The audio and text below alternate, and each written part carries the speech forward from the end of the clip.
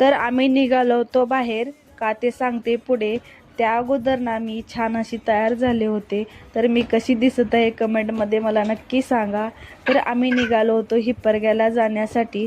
आईंच्या वडिलांचा वाढदिवस होता, ते सेलिब्रेट करण्यासाठी आम्ही निघालो होतो.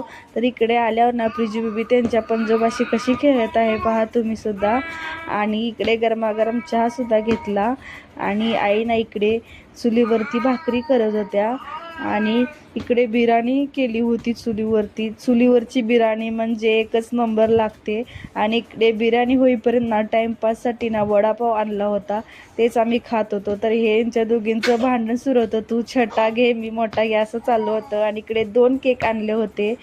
आणि इकडे ना केक कट करण्यासाठी घेतलं होतं. तर प्रिजू बेबी कशी बसले तिच्या पंजोबासोबत, त्यांच्यासोबत बड्डे सेलिब्रेट करत होती. आणि इकडे मी केकसुद्धा खाल्ला. तर आजचा ब्लॉग कसा वाटला मला कमेंटमध्ये नक्की सांगा. भेटूया पुढच्या व्हिडिओमध्ये. बाय.